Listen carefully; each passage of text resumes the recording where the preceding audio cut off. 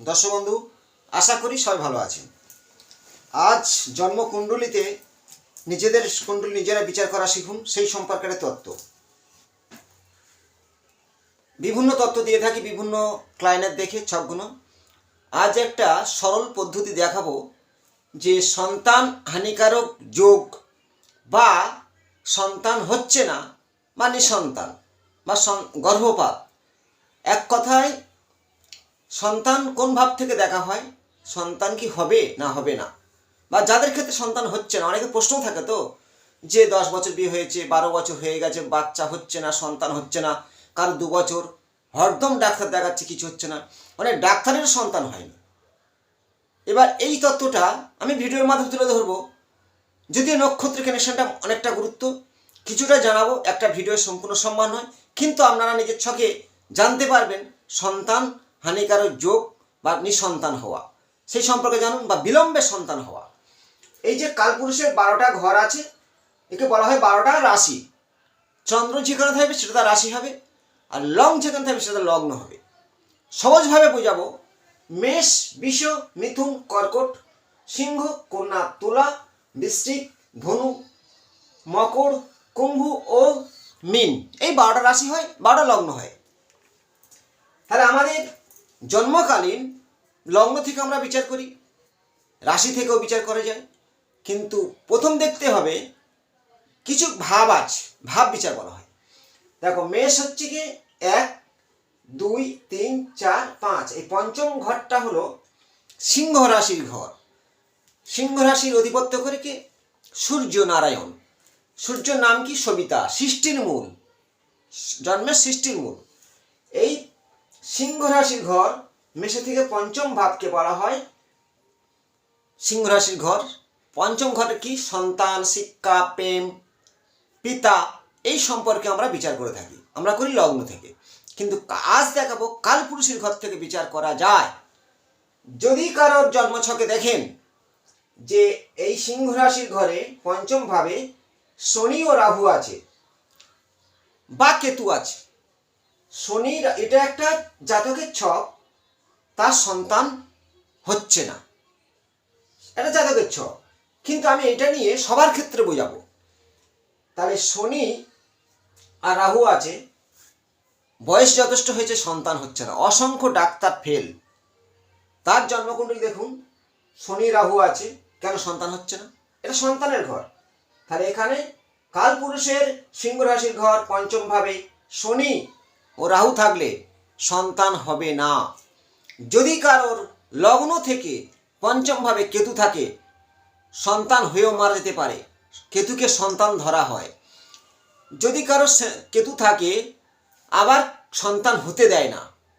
যদি রাহু একা থাকে গর্ভপাত হবেই হবে, কারোর 2বার 3বার গর্ভপাত করাবেই, রাহু যদি থাকে একা। আর কেতু থাকলে সন্তান হয়েও মারা যাবে, কেন? কেতুর মুন্ড নেই, আর রাহু কম্বাস্ট মানে গর্ভপাত করে দেবে।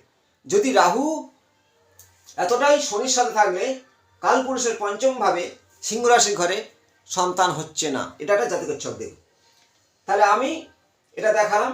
এবার দেখুন, অষ্টমে কি? চন্দ্র। চন্দ্র আমাদের শরীরের জল নিয়ন্ত্রণ করে, আর মঙ্গল ব্লাড, দুটো মিশ্রিতভাবে ঋতু তৈরি হয়।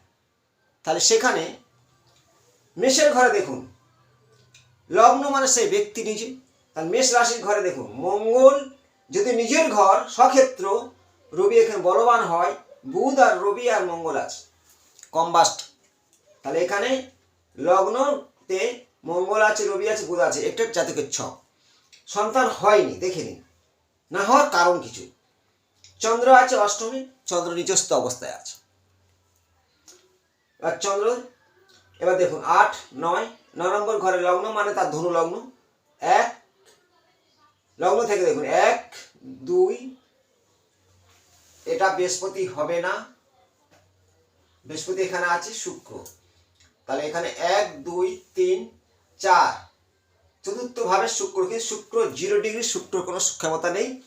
কেতু আছে 3 নম্বরে। এবার কেতুর কিন্তু আগের ঘরের ফল দিয়ে থাকে। আচ্ছা, লগ্ন থেকে 1, 2, 3, 4, 5 এই পঞ্চম ভাবে দেখুন রবি, মঙ্গল, বুধ। লগ্নের পঞ্চমে রবি, মঙ্গল, বুধ। আর মেষ যেটা কালপুরুষের পঞ্চম ভাব হলো শনি রাহু, চন্দ্র নিজস্ব। আর বৃহস্পতি 29, মানে বৃহস্পতির কোনো ক্ষমতা নেই সেখানে। শুক্র ড্যামেজ, কেতু শুক্রের একটা কানেকশন, আগের ঘরে ফল দেবে, কেতু যেখানে থাকবে। এবার রাহুর যে দৃষ্টি আছে, রাহুর দৃষ্টি দেখুন, এই যে রাহুর দৃষ্টি, এই মঙ্গল ও রবির ওপরে রাহুর দৃষ্টি আছে, রাহুর দৃষ্টি রবি মঙ্গলের উপর আছে, তাহলে সেখানে সন্তান না হওয়ার কারণ। এবার প্রশ্ন দেরিতে হতে পারে, কারণ বৃহস্পতির কিছুটা ভালো পজিশনে থাকার জন্য কিন্তু খুব ভালো বৃহস্পতি ফল দিতে পারছে না। এবার গ্রহদের সঞ্চারে তাদের অনেক লেটে হতে পারে, গ্যারান্টি নয়। শুক্র এখানটা অখেজ, যদি 29 শুক্র মীন রাশি ঘরে অখেজ, সেখানে কেতুর সঙ্গে একটা আগের ঘরে ফল দেবে, কেতু শুক্র একটা সূত্র যোগ। তাহলে আমি সিম্পল একটা জাতকের ছক নিয়ে বললাম। এবার আমি ব্যক্তিগতভাবে প্রত্যেকের শিখার জন্য বলবো, আপনার লগ্ন যেখানে হোক, লগ্ন থেকে 1 কাউন্ট করে যদি আমরা পঞ্চম ভাব 5 নম্বর ঘরে কেতু থাকে, লিখে রেখে দিন সন্তান হানিকারক যোগ। লগ্ন থেকে পঞ্চমে শনি ও মঙ্গল, বারবার গর্ভপাত, রাহু ও মঙ্গল গর্ভপাত হবে, বা রাহু মঙ্গল থাকলে যদি সেই ঘর ভালো হয়, তবে যদি সিংহ রাশির ঘরে হয় বিপদ হবে। আচ্ছা, লগ্নের পঞ্চমে শনি মঙ্গল বা লগ্নের পঞ্চম ভাবে, ধরো লগ্ন যেখানে খুশি হোক, লগ্নের এখানে লগ্ন 1 2 3 4 5, এখানে শনি মঙ্গল আছে, বা মঙ্গল রবি রাহু যুক্ত হয়ে আছে, সন্তান হানিকারক যোগ। আর লগ্নের পঞ্চমে যদি কেতু থাকে, তার বারবার গর্ভপাত হবে। কেতু এতটাই লগ্নের পঞ্চমে অশুভ ফল দান করে থাকে। শনিকে বলবো, শনিটা আমি এখানে লিখিনি, শনি আমার একটা এখানে আছে, এটা হচ্ছে কি এই যে জাতকের ছক অনুযায়ী। আর আমি এখানে দেখাচ্ছি লগ্ন যেখানে খুশি হোক, তাহলে এখান থেকে লগ্ন থেকে ধরি আমি 1 2 3 4 5, এখানে শনি দিইনি। এই মেষের ঘরে যদি শনি থাকে, মেষ রাশির ঘরে শনি থাকে রাহুযুক্ত হয়ে বা কেতুযুক্ত হয়ে, আপনার নিঃসন্তান করে দেবে। 1 মেষ রাশির ঘর আর 1 কালপুরুষের সিংহ রাশির ঘর, সবথেকে নেগেটিভ ফল দান করবে শনি রাহু। বাদবাকি আমরা লগ্ন থেকে যেখানে খুশি কেতু থাক, গর্ভপাত বা সন্তান হয়ে মারা যাওয়া। কারো সন্তান হচ্ছে না, বুঝবে কি করে? আমরা লগ্ন দেখুন, সেখান থেকে 5 নম্বর ঘরটা ভালো করে দেখবেন। পরবর্তী দেখবেন লগ্নের বা রাশি থেকে ভাগ্যের ঘর দেখতে পারবেন, বা অষ্টম ভাব। অষ্টম ভাবটা অনেক সময় শরীরের হেলথের উপরে যে সমস্যা দেয়। দেখুন এই যে চার্টে অষ্টমের চন্দ্র হচ্ছে কি পাশে কেউ নেই, 1 কমদম দোষ, অথচ চন্দ্র নিচস্থ অবস্থায় আছে। চন্দ্র জলকে নিয়ন্ত্রণ করে। চন্দ্র যদি কোনো রকম রাহুযুক্ত, কেতুযুক্ত, শনিযুক্ত নিচস্থ অবস্থাকে, তাহলে আমরা সন্তানের প্রতি অনেক সমস্যা আসবে। শুক্রর সাথে কেতুর কানেকশন অনেকটা সমস্যা, লেটে সন্তান হয়। আর হবে না লগ্নের পঞ্চম সিংহ রাশির ঘরে যদি শনি আর মঙ্গল থাকে বা রাহু থাকে, 50 বছর বয়স হয়ে গেছে, আর কবে হবে? এখনো হয়নি, হরদম ডাক্তার দেখিয়ে যাচ্ছে। তা যাই হোক, আপনারা জেনে নিন লগ্নের পঞ্চম ভাবে সন্তান বিচার করা হয়, শিক্ষা, পিতা বিচার করা হয়। কিন্তু লগ্নের পঞ্চমে কেতু থাকা, সেটা সন্তান হানিকারক যোগ। লগ্নের পঞ্চমে শনি মঙ্গল থাকা সন্তান হানিকারক যোগ, এবং চন্দ্রের পঞ্চমে শনি মঙ্গল থাকা সন্তান হানিকারক যোগ। চন্দ্রের পঞ্চমে যদি কেতু থাকে, সেটাও সন্তান হানিকারক যোগ, মানে এটাকে বলা হয় পাপক যোগ। এবার আমি বলবো, মেষ রাশির ঘরে যে কোনো ছকে দেখবেন যদি শনি থাকে, আপনার জীবনে লাস্ট জীবনে খুবই কষ্ট আছে। কারণ মেষ রাশির ঘর হলো মঙ্গলের ঘর, সেখানে শনি নিচস্থ হয়ে যাবে, শনি ভাগ্য ঘরে, আপনার ভাগ্যের প্রতি হানি আসবে। ওই শনি যদি তোমার সিংহ রাশির ঘরে বসে, অনেকটাই সমস্যা পড়বে। শনি হচ্ছে সব ঘরে ভালো ফল দেয় না, নেগেটিভ ফল দেয়। সিংহ রাশির ঘর, মেষ রাশির ঘর, সবথেকে শনি নেগেটিভ ফল দেয়, জেনে রাখুন। কেন? মঙ্গলের শত্রু শনি, রবির শত্রুও শনি। সেইভাবে শনি কোনো মতে কালপুরুষের পঞ্চম ভাব বা 1 নম্বর ভাবে শনি থাকা অশুভ লক্ষণ।